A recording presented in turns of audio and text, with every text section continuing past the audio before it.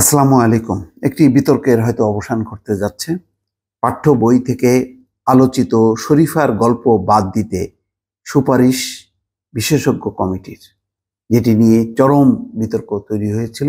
সেই শরীফার গল্প সেটি বাদ দেওয়ার জন্য সুপারিশ করেছে বিশেষজ্ঞ কমিটি।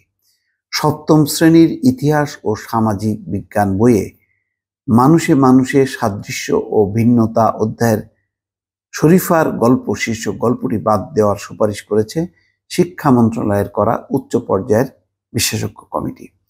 কমিটির সূত্রে এই তথ্য জানা গেছে। সূত্র বলছে, কয়েকদিন আগে শিক্ষা মন্ত্রণালয়ে কমিটির প্রতিবেদন জমা দেওয়া হয়েছে।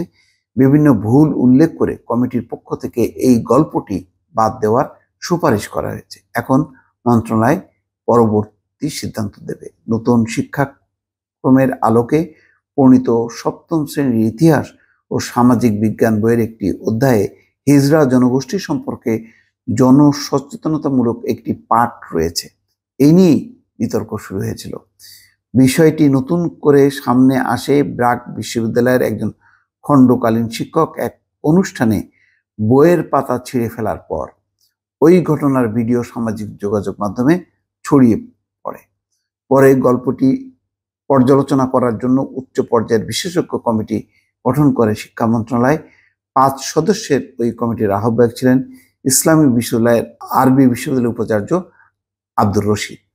তাহলে যাই হোক, একটা বহুল বিতর্কিত বিষয়, সেটি বাদ দিয়ে ভালোই করেছে যে এর আগে যেই বিষয়টি ছিল যে এই কমিটিতে ইসলামিক ফাউন্ডেশনের গভর্নর মুফতি মাওলানা কফিলউদ্দিন সরকার, জাতীয় শিক্ষাক্রম ও পাঠ্যপুস্তকের সদস্য অধ্যাপক মোহাম্মদ মশিউজ্জামান, ঢাকা আলিয়া মাদ্রাসার অধ্যাপক মোহাম্মদ আব্দুর রশিদ এবং আব্দুল হালিম তারা ছিলেন।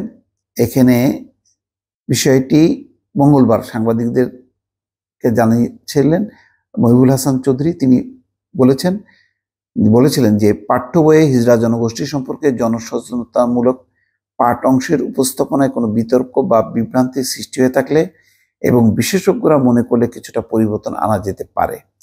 বইয়ে শব্দটি ট্রান্সজেন্ডার নয়, থার্ড জেন্ডার আছে জানিয়ে মন্ত্রী বলেন, সেটি আইনত স্বীকৃত। যারা জৈবিক কারণে তৃতীয় লিঙ্গ বা সামগ্রিকভাবে সমাজে হিজড়া নামে পরিচিত তারা এদেশের নাগরিক।